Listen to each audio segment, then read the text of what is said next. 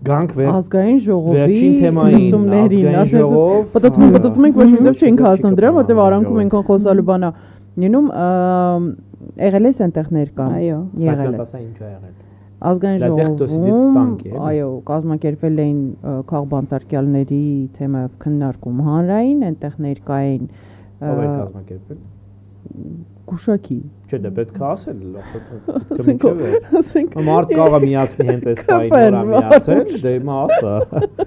Չէ, իհարկե ընդդիմություններ կազմակերպել, որովհետև բացառում եմ իրականություն, որի մեջ ԿՊ-ն կար այդ հարցով որևէ քննարկում անցկացնի կամ մասնակցի եւ հոդաբաշխ ինչ-որ մտքեր արտահայտի, հետեւաբար ընդդիմությունը կազմակերպեց լսումներ, որոնք հանրային տեսանկյունից շատ կարևոր եւ օգտակար են։ Այդտեղ ելույթ ունեցան նաեւ մեկ օրինակ Սամսոնյան Նարեկի կինը Լուսինեն հիշատակեցինք դա, հա, եւ այդ կոնտեքստում, որ դու ասում ես ոչ մեկ չգիտի ինչ են վերապրում ընտանիքները, դա մնում աստվերում, հա։ Ես կարծում եմ Լուսինեի օրինակով նախորդ հաղորդմանն էլ դրա մասին խոսեցի, որ պետքա այնպես անենք, որ քաղբանտարկյալների ընտանիքները ավելի շատ խոսեն, ավելի շատ հանրության հետ կոմունիկացվեն եւ մենք ավելի շատ այսպես տեղեկացված լինենք իրենց կյանքից։ Ես գիտեմ, որ Լիդիայի ընտանիքին մայրիկին, հա, որը առողջական խնդիրներ ունի սրտի հետ, չէին ասել, որ երկարացվել է եւս 3 ամսով կալանքը,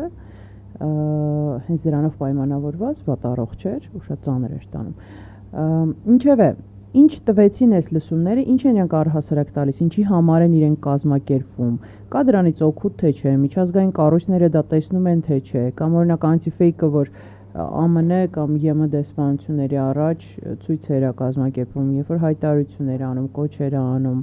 արձագանքելու ակնկալիք ունի։ Դա պրոդուկտիվ է թե չէ։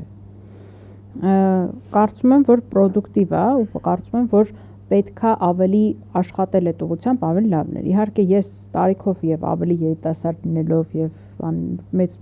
փորձառություն չունեմ, բայց Տիկին Զոհրաբյանը եկավ, լավ ելույթ ունեցավ, ասեց այն ժամանակ, երբ որ նախկինների ժամանակ, երբ որ նման քննարկումներ էին լինում, ամբողջ այս բաները, այդ դեսպանատնաների ներկայացուցիչները լինում էին բանում ազգային ժողովում ու լսում էին, արձանագրում էին, արձագանքում էին եւ այլն։ Հիմա ասեցին, որ ԱՄՆ-ի դեսպանատնից մի քանի հոգի պաշտոնյաների անունները, պաշտոնները չեմ հիշում, բայց եկել էին շատ կարճ մի քանի րոպեով, դա էլ էր կարծում եմ կարևոր քայլ։ Այո, եկել էին լսումներին, գնացին իհարկե կեսից, բայց այդ քայլն էլ որ եկել էին, կարծում եմ, որ փոքր, բայց այս օրերի համար ինչ որ հաղթանակ կարող է լինի, ու իմ համոզմունքը այն է, որ դեսպանատները դերևս սենց ծածուկ որ քաղաքական իմաստով մեր այս իշխանությունները իրենց աջակցությունը վայելում են, բայց իրենց face keeping-ի համար, դեմքը պահելու համար ամեն դեպքում ինչ որ բաներ կարծում եմ, որ դիվանագիտական ուղիներով փոխանցում են, ասում են, որ կներեք, էլի գոնե մի քիչ նորմալ գործեր կարեք, լավ, գոնե մի քիչ իրականության հետ կապ ունեցող բաներ, որովհետև մեծ հաշվով իրանք այսուհետ չեն կարող ասել, որ իրանք տեղեկացված չեն։ Այո, որովհետև հրավիրվում են ու այնտեղ པարզ էր, ես էլի կոմենտում էլ ասացի, որ դատախազին հրավիրել էին գլխավոր բնականաբար չէր եկել, ասում են, որովհետև մեկը օրինակ ինձ ինչ կարող է ասի, Լիդիայի տնից ինչ էին գտել այդ բանը, նոթատետրներ, ատոմային զենք, ինչներ։ Բայց դու հիշում ես ինչ դեմքի արտահայտությամբ էր ինքը ազգային ժողովում ու հմեկում շատ sense վստահ դեմքով էլի ինֆորմացիա ահաբեկչություն է այդ աղջիկը իրավունքի գիտության բարձունքից հասկանում ես հետո հրապարակվում է այդ հոպ մոնտաժված